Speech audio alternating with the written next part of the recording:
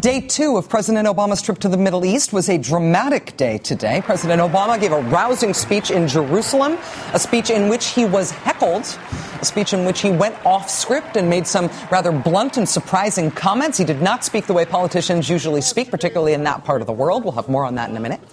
President Obama also today received the Israeli Medal of Distinction, which is the highest honor the Israeli government bestows upon civilians. It was a dignified and serious occasion. We will have for you a side note to that dignified and serious occasion that we'll show you in just a moment that will make you stare at your television, put your head in your hands, and then swear to yourself quietly. But the day began today with President Obama visiting the Dead Sea Scrolls with Israeli Prime Minister Benjamin Netanyahu.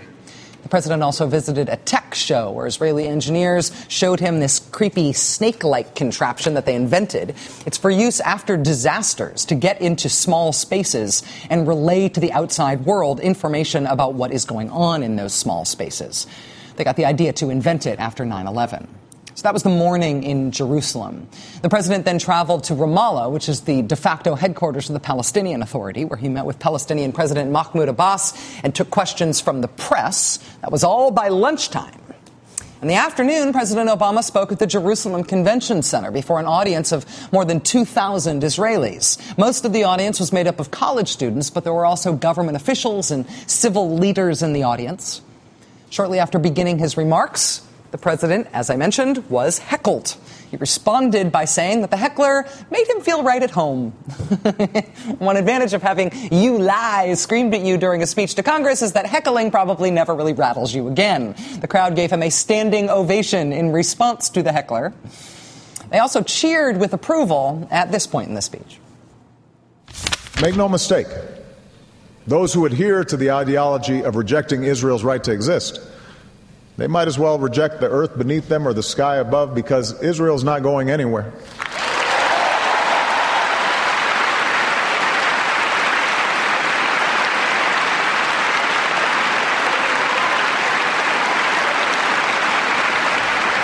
Now, it makes sense that these young Israelis would be so appreciative of America's president making such strong statements and support like that, right, about their state. Israel is surrounded by hostile regimes.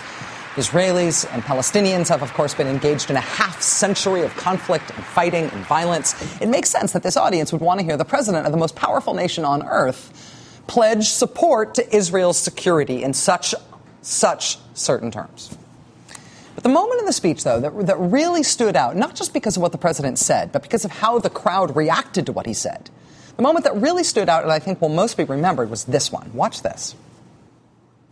I'm going off script here for a second, but before I came here, I met with a group of young Palestinians from the age of 15 to 22.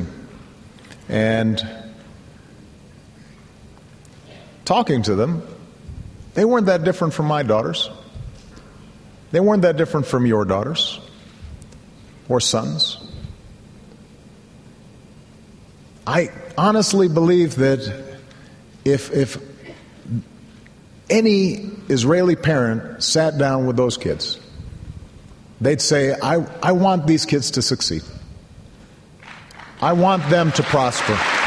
I want them to have opportunities just like my kids do. I believe that's what Israeli parents would want for these kids if they had a chance to listen to them and talk to them. I believe that.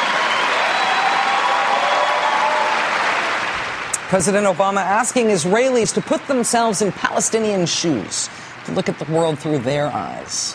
That is not an easy ask for either side of the conflict, right? But those were the words he used. He said it was not fair at one point today that a Palestinian child cannot grow up in a state of his or her own. He called for peace as a means toward not just political stability, but economic stability. And the Israeli audience cheered and applauded throughout those remarks and then gave him a giant, sustained standing ovation at the end.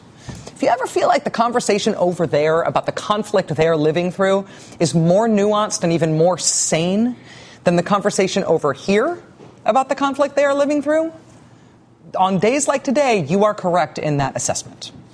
Which brings us to this. After that big speech that was so well received by that huge Israeli audience in Jerusalem, President Obama was honored at a state dinner. He was awarded the Israeli Medal of Distinction, which is the highest honor a civilian can receive in Israel. He is the first sitting U.S. president to ever receive this award. Israeli President Shimon Peres said to President Obama, quote, "The people of Israel are particularly moved by your unforgettable contribution to their security."